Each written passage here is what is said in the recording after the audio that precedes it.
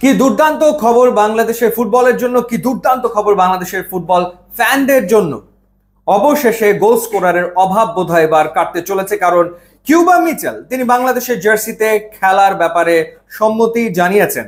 হামজা চৌধুরী, সামিদ সোমের পর বাংলাদেশের ফুটবল মহলে গত কয়েকদিন ধরে যে নামটা নিয়ে ব্যাপক আলোচনা চলমান ছিল, সেই নামটা হচ্ছে কিউবা মিচেল, এবং তিনি নিজেই আগ্রহ প্রকাশ করেছিলেন। অবশেষে শনিবার বাংলাদেশ ফুটবল ফেডারেশনের পক্ষ থেকে তার সাথে যোগাযোগ করা হয় মেইলের মারফত, এবং রবিবার বিকেল নাগাদ মেইলে তিনি উত্তর দিয়েছেন এবং তিনি তার সম্মতির কথা বাংলাদেশ ফুটবল ফেডারেশনকে জানিয়ে ব্যবস্থা গ্রহণ করতে বলেছেন।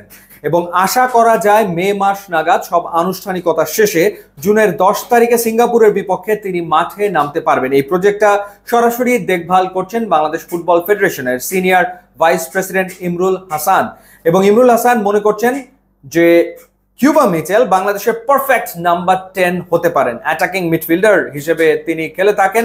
সান্ডারল্যান্ড আন্ডার-21 টিমে তিনি খেলছেন এবং প্রিমিয়ার লিগ 2-তে তিনি খেলছেন। 7টা ম্যাচ খেলেছেন এই সিজনে, যদি আমি ভুল না করে থাকি।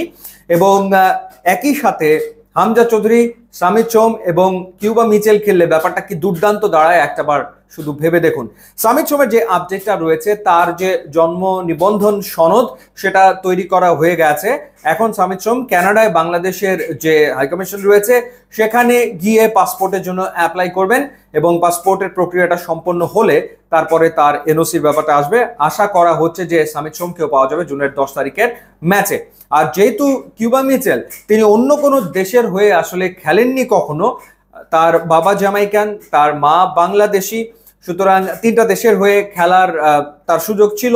ইংল্যান্ডের হয়ে, জামাইকার হয়ে, বাংলাদেশের হয়ে, কিন্তু তিনি বাংলাদেশের হয়েই মাঠে নামতে চেয়েছেন, প্রতিনিধিত্ব করতে চেয়েছেন, এবং তার আগ্রহের কথা তিনি আসলে জানিয়েছিলেন। সুতরাং তার প্রক্রিয়া শেষ করাটা খুব একটা দুরূহ বলে মনে হচ্ছে না বাংলাদেশ ফুটবল ফেডারেশনের কাছে। তো সে কারণেই তাকে পাওয়ার ব্যাপারে বাফুফে বেশ আশাবাদী।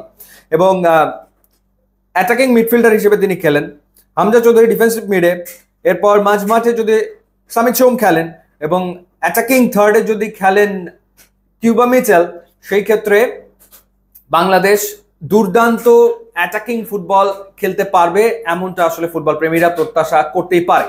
এবং সিঙ্গাপুরের বিপক্ষে যে ম্যাচটা হবে, সেই ম্যাচটা ডেফিনেটলি একটা দুর্দান্ত ম্যাচ হওয়া উচিত, এবং নিশ্চিতভাবে বাংলাদেশ জয়ের জন্যই 10ই জুন সিঙ্গাপুরের বিপক্ষে মাঠে নামবে। কারণ গোল স্কোরার যে অভাব ছিল সেটা তো নিশ্চয়ই কেটে যাচ্ছে, এমনটা তো আমরা প্রত্যাশা করতেই পারি। ইউটিউব, ইনস্টাগ্রাম লিঙ্ক দেওয়া আছে, আপনারা যোগ দিলে খুবই খুশি হব। And thanks for watching.